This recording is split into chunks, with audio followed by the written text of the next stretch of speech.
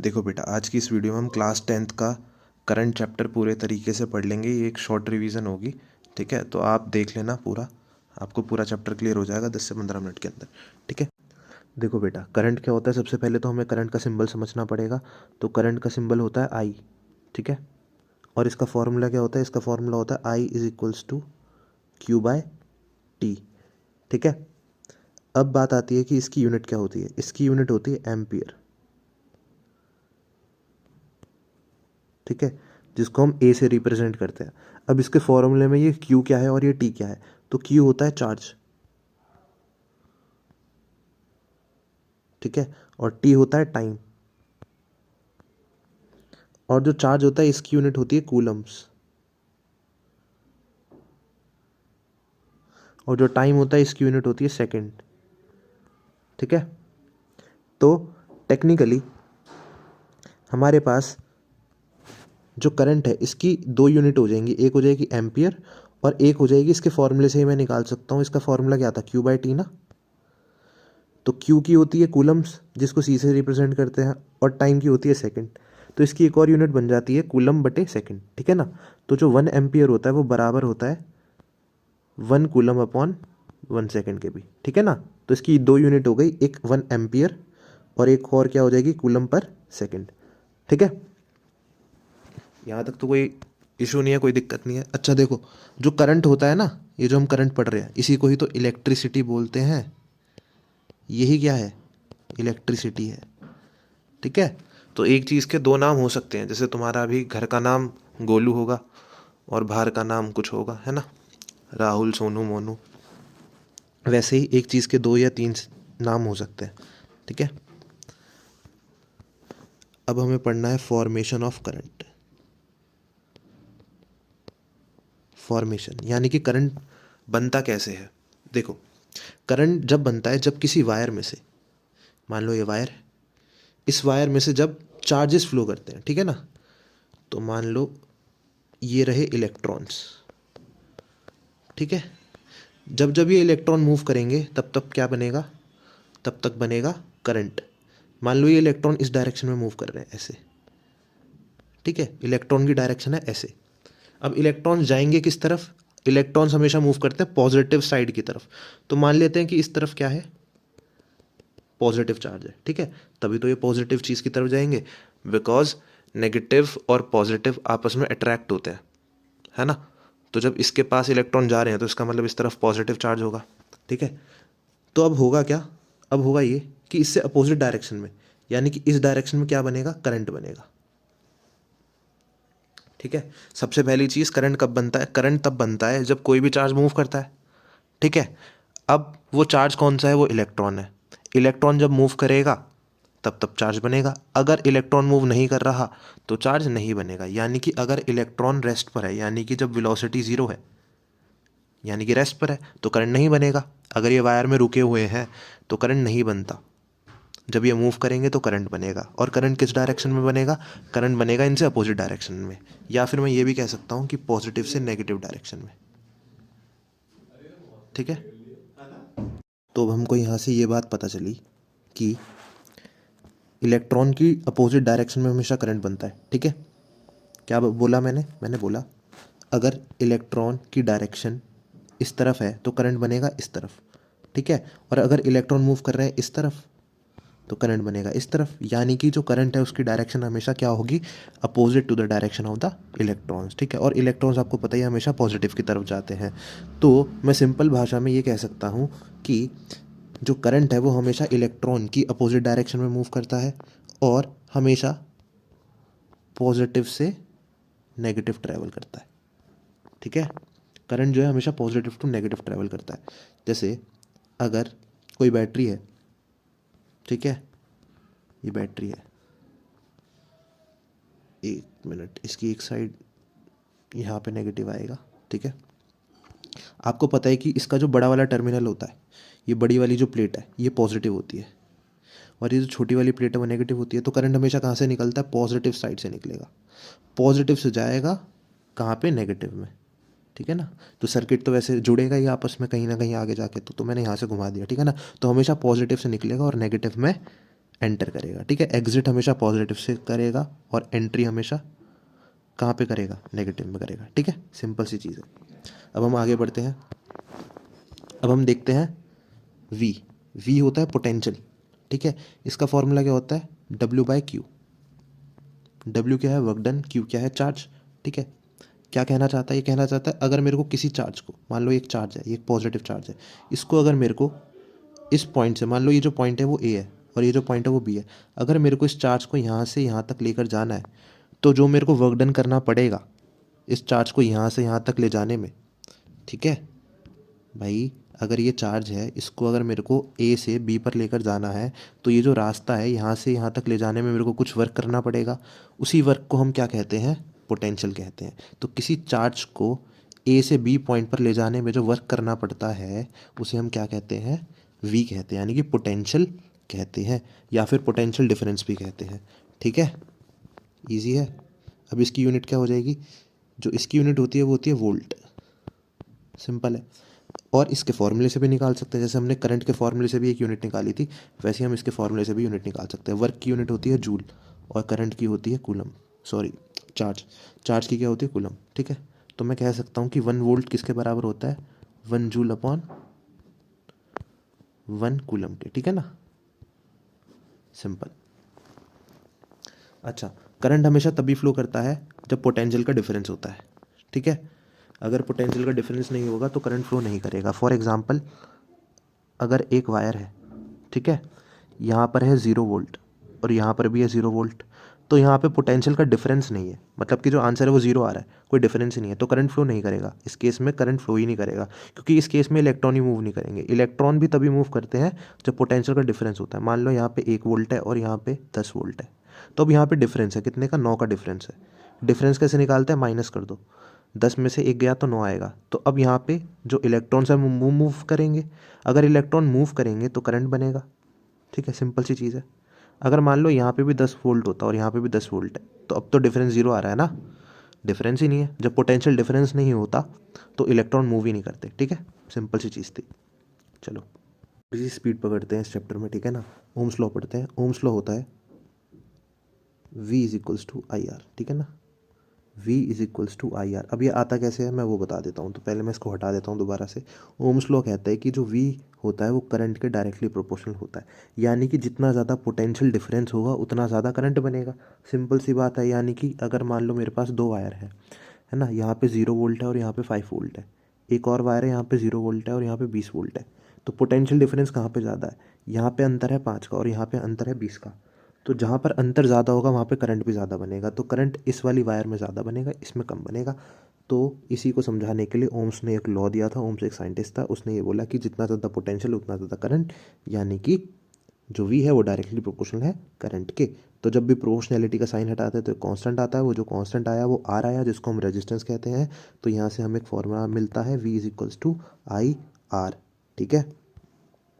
जहाँ पर जो आर होता है वो रेजिस्टेंस होता है, तो रेजिस्टेंस की वैल्यू भी हम निकाल सकते हैं V/I से, सिंपल है, ठीक है। ओम्स लॉ जो होता है वो वैलिड होता है सिर्फ किसके लिए, कंडक्टर्स के लिए, ठीक है। कंडक्टर्स क्या होते हैं, कंडक्टर्स वो मटेरियल्स होते हैं जो इलेक्ट्रिसिटी को अपने अंदर से फ्लो होने देते हैं, ठीक है। जैसे कि लोहा एक कंडक्टर है, लेकिन जो लकड़ी है उसके अंदर से कभी भी इलेक्ट्रिसिटी फ्लो नहीं कर सकती, पास नहीं कर सकती, क्यों, क्योंकि वो एक इंसुलेटर है, ठीक है। लेकिन अगर मैं उसी लकड़ी को गीला कर देता हूँ तो उसमें से करंट फ्लो हो सकता है, क्यों, क्योंकि पानी में से करंट फ्लो हो सकता है। अब वो लकड़ी गीली हो गई है तो उसके अंदर पानी है और पानी में से करंट फ्लो हो सकता है, हमने देखा भी, ठीक है। अच्छा, यहाँ पर जो हमने आर पढ़ा, जो आर था रेजिस्टेंस। रेजिस्टेंस को हिंदी में कहते हैं प्रतिरोध। ये होता क्या है, ये करंट को बेसिकली रोकता है, ये अपोज करता है करंट का, ठीक है ना, अपोजेस करंट।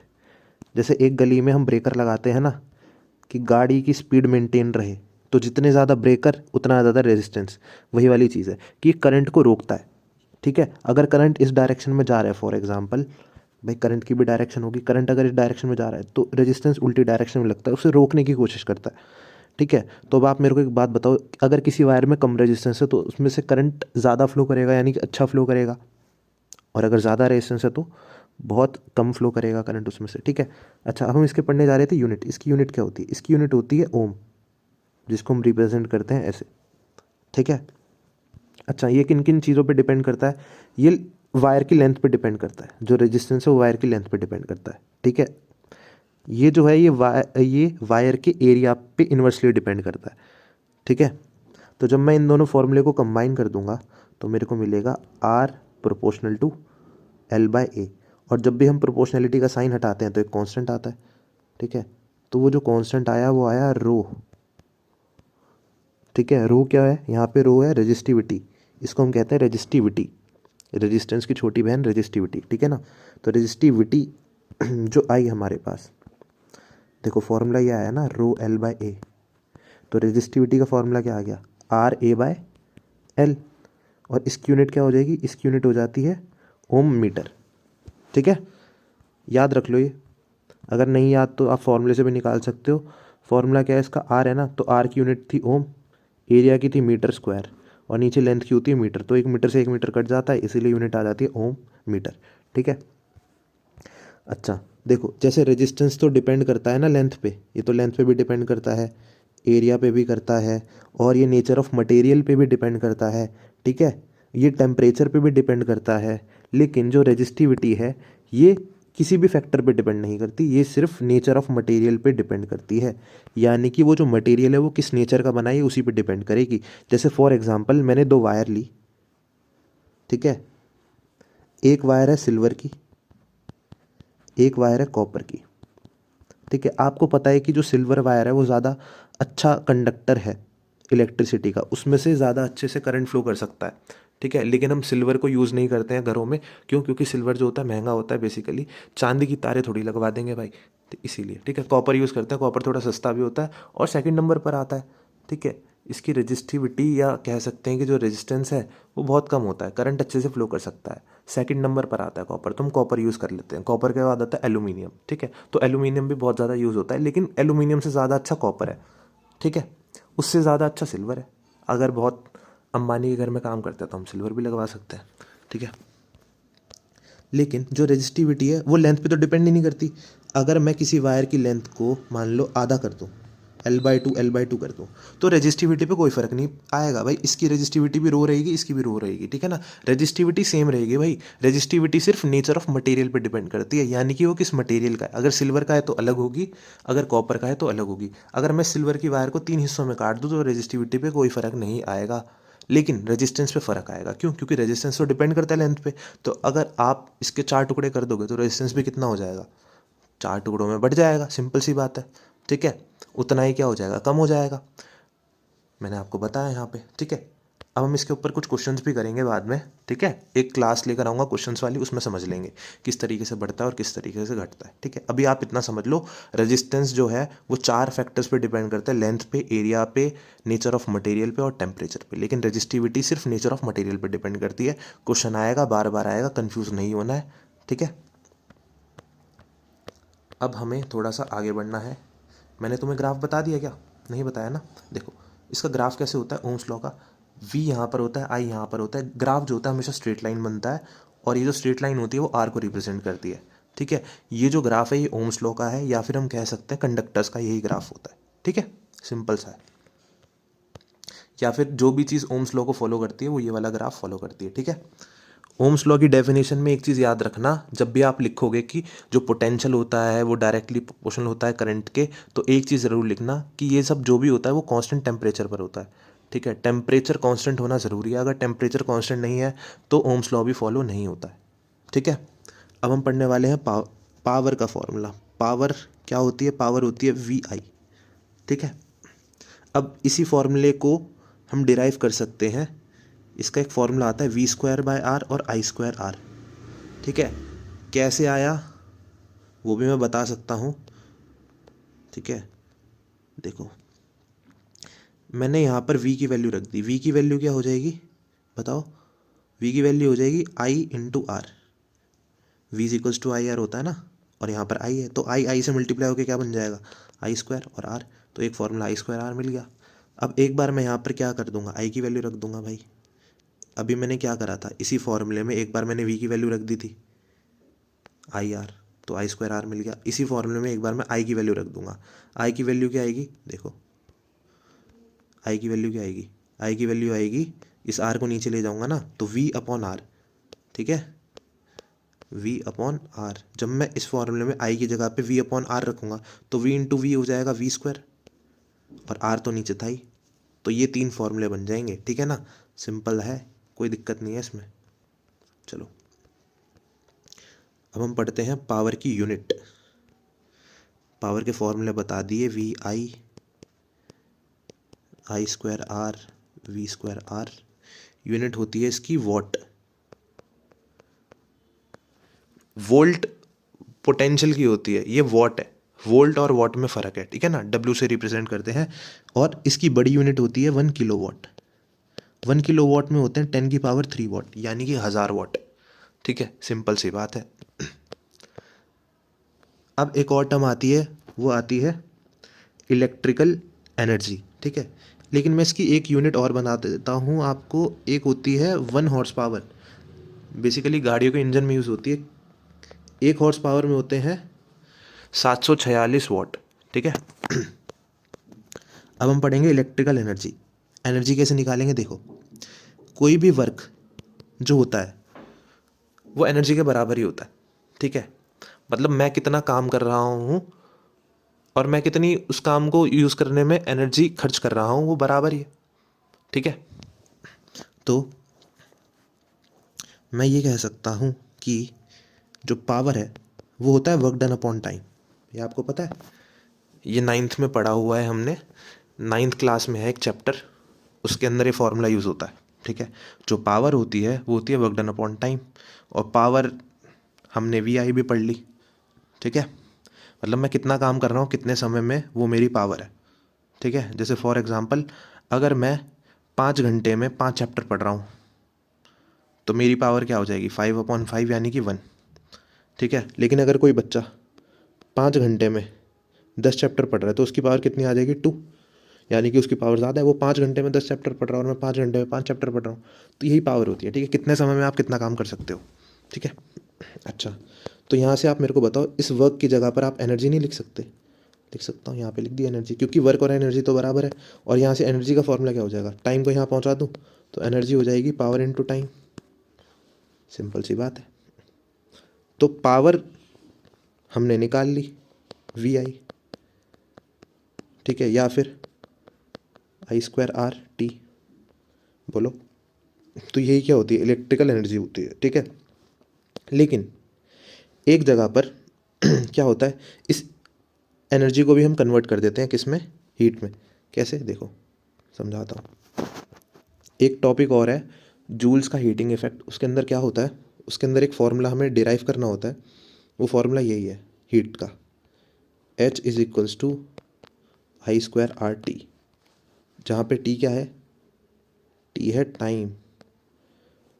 बहुत सारे बच्चे इसको टेम्परेचर समझ लेते हैं, लेकिन ये टेम्परेचर नहीं है, ये है टाइम, ठीक है। ये लॉ कहता क्या है, ये लॉ ये कहता है कि जब भी किसी चीज़ में से, जब भी किसी इलेक्ट्रिकल डिवाइस में से करंट फ्लो करता है तो कुछ समय के बाद वो गर्म होने लगता है, वो हीट होने लगता है। जैसे अगर आप बहुत समय तक फ्रिज को चालू रखोगे तो गर्म हो जाएगा, बल्ब को चालू रखोगे तो बल्ब गर्म हो जाएगा। कभी हाथ से पकड़ के देखना तो पता चलेगा, ठीक है। तो इसका मतलब जब भी करंट किसी डिवाइस में से फ्लो करता रहेगा तो वो जो डिवाइस है वो गर्म होता रहेगा, धीरे धीरे हीट होता रहेगा। तो यही था जूल्स का हीटिंग इफेक्ट। तो उसने कहा कि भाई कितनी हीट रिलीज होती है, ये आप फॉर्मूले से भी बता दो। तो उसने फॉर्मूले से बता दी, कितनी, आई स्क्वायर आर टी। सिंपल सी बात है, ठीक है। अब इसकी कुछ एप्लीकेशन भी हो सकती हैं क्या, हाँ हो सकती हैं। कहाँ पर यूज़ कर सकते हैं भाई इस इफेक्ट को, हम इस इफेक्ट को हम यूज़ कर सकते हैं रॉड में, पानी गर्म करने वाली रॉड है ना। उसमें हम क्या करते हैं, उसमें हम रेजिस्टेंस इतना बढ़ा देते हैं कि जो करंट है उसकी वजह से वो गर्म होने लगती है जो रॉड है, ठीक है। प्रेस में यूज़ कर सकते हैं, टोस्टर में यूज़ कर सकते हैं। जहाँ पर भी हमें बिजली से हम किसी चीज़ को गर्म करते हैं वहाँ पर हम जूल्स का हीटिंग इफेक्ट यूज़ करते हैं बेसिकली, ठीक है। बहुत सिंपल सी चीज़ थी, बहुत आसान सी चीज़ थी, मैंने बता दिया। पूरा चैप्टर ख़त्म हो गया आपका लगभग, ठीक है। बाकी छोटे मोटे टॉपिक रह गए हैं, फ्यूज़ वगैरह, ठीक है। फ्यूज़ कहाँ पर यूज़ करते हैं, फ्यूज़ हम बेसिकली किसी भी डिवाइस को बचाने के लिए यूज़ करते हैं, ठीक है ना। अगर कहीं पे शॉर्ट सर्किट वगैरह हो जाता है तो पूरी अप्लायंस में कोई दिक्कत ना आए, पूरे सिस्टम में कोई दिक्कत ना आए, पूरे सर्किट में कोई दिक्कत ना आए, इसीलिए हम फ्यूज़ का यूज़ करते हैं। ठीक है, बाकी मेरे को तुम्हें दो कॉम्बिनेशन बताने हैं रेजिस्टेंस के, एक सीरीज़ और एक पैरेलल। ठीक है, तो सीरीज़ में हम रेजिस्टेंस को सिंपल ऐड करते हैं, R1 R2 R3 and so on. ठीक है, लेकिन पैरेलल में हम कैसे ऐड करते हैं, पैरेलल में हम बटे में ऐड करते हैं, 1/R1 + 1/R2 + 1/R3। और फिर हम बाद में इसको उल्टा भी करते हैं भाई, आर पी निकालना पड़ेगा ना, उल्टा उल्टा समझते हो ना, हाँ, तो वो करना ज़रूरी है। ठीक है, और अगर मैं n रेजिस्टेंस लगा देता हूँ सीरीज़ में, अगर मैं n रेजिस्टेंस लगा दूँ, ठीक है, तो मैं इसको अलग पेन से लिख रहा हूँ, फॉर n रेजिस्टेंस, समझ जाना, ठीक है ना, बोल भी रहा हूँ इसीलिए। तो सीरीज़ में टोटल रेजिस्टेंस कितना आता है, NR।